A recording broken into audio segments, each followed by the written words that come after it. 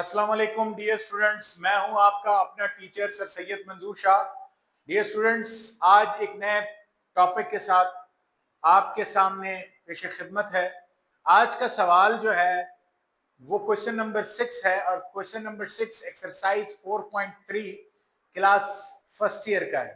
और dear student, सवाल में क्या कह रहा है कि if 5 and 8 are two AMs between C and D, find C and D। सवाल वो ये कहता है कि C जो कि फर्स्ट टर्म है, D जो कि लास्ट टर्म है, उन दोनों के दरमियान अर्थमेटिक मीन्स है 5 और 8, उसको मालूम 5 और 8 है, तो हमें फर्स्ट टर्म और सेकंड लास्ट टर्म मालूम करके बताए जो कि सी और डी है। Now let's start dear students. क्या करते हैं, सबसे पहले सोल्यूशन लिखें। सोल्यूशन लिखने के बाद डियर स्टूडेंट्स हमारे पास क्या है कि सी फर्स्ट टर्म है, 5, 8 और लास्ट टर्म क्या है, डी। तो वो सवाल में कहता है कि सी और डी के दरमियान 5 और 8 दो अर्थमेटिक मीन्स है। अब सी हमने मालूम करना है डियर स्टूडेंट्स, और इसी तरह डी हमने मालूम करना है।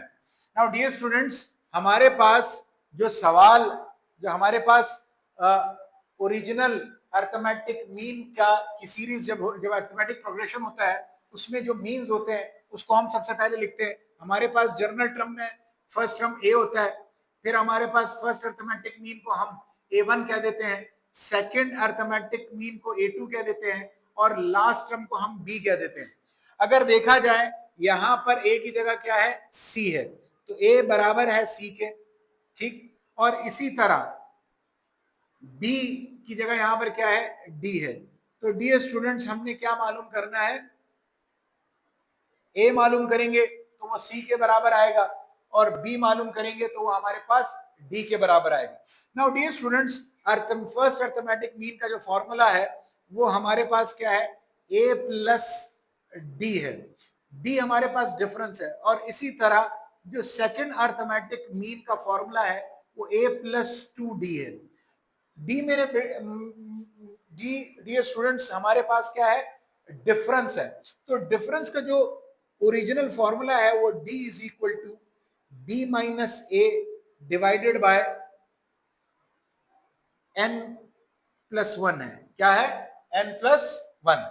नाउ डियर स्टूडेंट्स, अब बी मेरे पास किसके बराबर है, सी के, तो हमने क्या किया, सी पुट कर दिया और डी के बराबर है। बी किसके बराबर है, डी के बराबर है, तो डी पुट कर दिया। ए किसके बराबर है, सी के बराबर है, तो माइनस सी।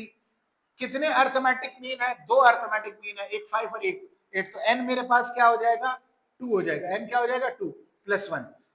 अब हम क्या करते हैं डियर स्टूडेंट्स, हमारे पास ये भी डी आ रहा है जो कि सवाल में हमें दिया हुआ है, और ये जो डी है वो डिफरेंस का डी है। किसका डी है, डिफरेंस का डी है। तो डियर स्टूडेंट्स इस डी को हम लोग अलग करने के लिए हम लोग इसको क्या कर देते हैं, इस डी को हम डी बार बोल देते हैं। क्या बोल देते हैं, डी बार। तो ये हम डी बार मालूम कर रहे हैं। क्या मालूम कर रहे हैं, डी बार मालूम कर रहे हैं। मैंने रेड से बार लगाया ताकि आपके सामने डिफरेंस रहे, फर्क रहे, आप इंटरमिक्स ना कर दें डी और डी बार को। तो डियर स्टूडेंट्स, बी की जगह डी आ जाएगा, ए की जगह सी आ जाएगा, एन यानी दो अर्थमेटिक मीन है तो एन क्या आ जाएगा, 2 प्लस 1 आ जाएगा।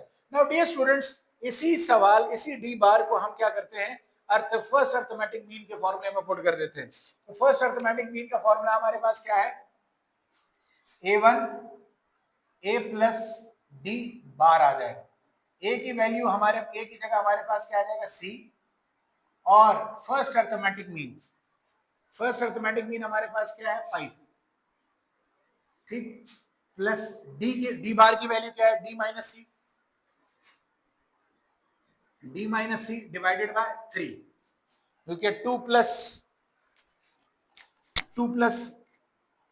1 3 बन जाएगा। सो पुट करने के बाद ये स्टूडेंट्स आपने क्या किया, एलसीएम लिया, तो एलसीएम 3 इंटू सी, 3c आ जाएगा, plus D minus D divided by 3। 3 divide हो रहा है, ऊपर जाके क्या हो जाएगा डियर स्टूडेंट्स, मल्टीप्लाई हो जाएगा, 3 5 जा 15, प्लस 3c माइनस सी, तो 2c प्लस डी आ जाएगा। इसको इक्वेशन नंबर 1 कह देंगे। क्या कह देंगे, इक्वेशन नंबर 1। अब सेकंड अर्थमेटिक मीन मालूम करना है, तो सेकंड अर्थमेटिक मीन यहां पर A2 है और यहां पर सेकंड अर्थमेटिक मीन क्या है, 8।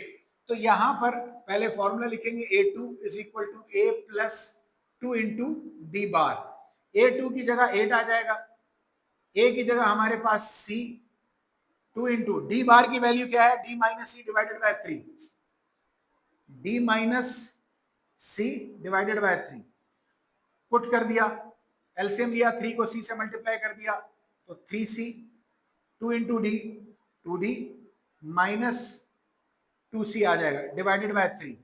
ये 3 इस स्टेप में यहाँ पे डिवाइड हो रहा है, अगले स्टेप में इज इक्वल टू की दूसरी जाने जाके 8 के साथ मल्टीप्लाई हो जाएगा तो 3 8 जा 24, क्या आ जाएगा 24, 3C माइनस 2C तो C और ये क्या आ जाएगा प्लस 2D आ जाएगा, प्लस क्या आ जाएगा 2D जाएगा, इसको इक्वेशन नंबर 2 का नाम दिया।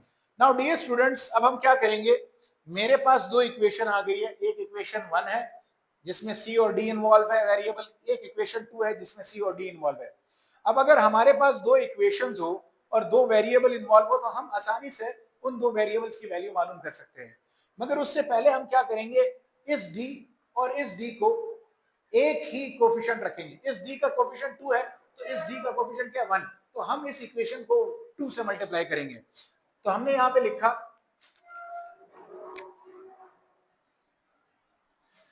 मल्टीप्लाई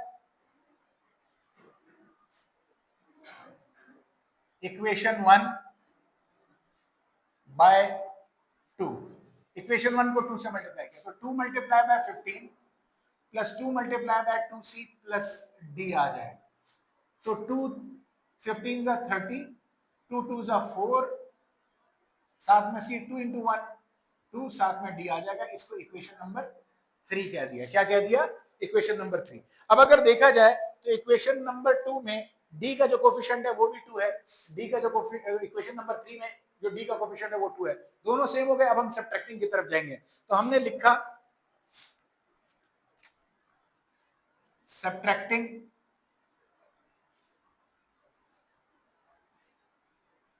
इक्वेशन 3 2 फ्रॉम 3, सब्ट्रैक्ट कीजिए इक्वेशन 2 को 3 के से। फ्रॉम के बाद लिखने वाली इक्वेशन हमेशा पहले आती है, तो 3 लिखा हुआ है तो 3 इक्वेशन को पहले लिखेंगे, 3 is equal to 4C plus 2D।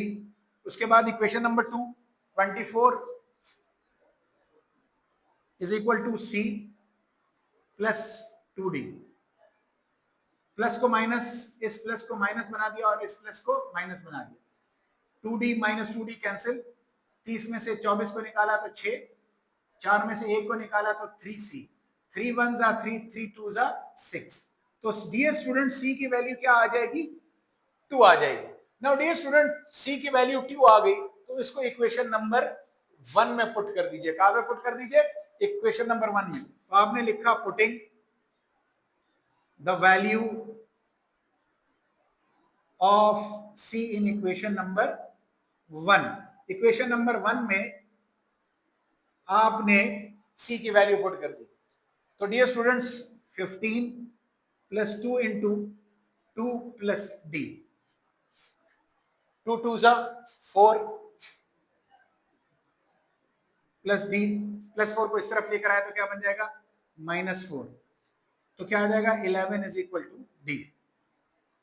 तो D की वैल्यू डियर स्टूडेंट्स क्या आ गई, 11 आ गई।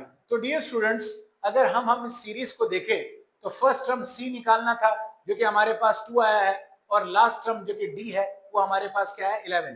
तो हम सीरीज को लिखते हैं C 5 8 और ये D। तो इसके जो हमारे पास C हमारे पास क्या है 2 आया है, 5 अपनी जगह, 8 अपनी जगह, और लास्ट टर्म हमारे पास क्या है 11। तो ये हमारे पास आंसर है डियर स्टूडेंट्स। अब अगर हम देखें कि ये वाकई अर्थमेटिक प्रोग्रेशन बनता है तो जी बिल्कुल बनता है। 2 और 5 में कितना का फर्क है 3 का, इसी तरह 5 और 8 में कितने का फर्क है 3 का, इसी तरह 8 और 11 में कितने का फर्क है 3 का। तो डियर स्टूडेंट्स ये एक अर्थमेटिक प्रोग्रेशन भी बन गई जो कि वेरीफाई भी हो गया कि हमारे पास C की वैल्यू और D की वैल्यू ठीक है। उम्मीद करता हूं डियर स्टूडेंट्स कि सवाल आपको बहुत ही बेहतरीन तौर पर समझ में आ गया होगा। इस किस्म की मजीद वीडियोस को देखने के लिए हमारे चैनल को लाइक कीजिए, सब्सक्राइब कीजिए और बेल के आइकन को दबाना मत भूलिएगा। अस्सलाम वालेकुम व रहमतुल्लाहि व बरकातहू।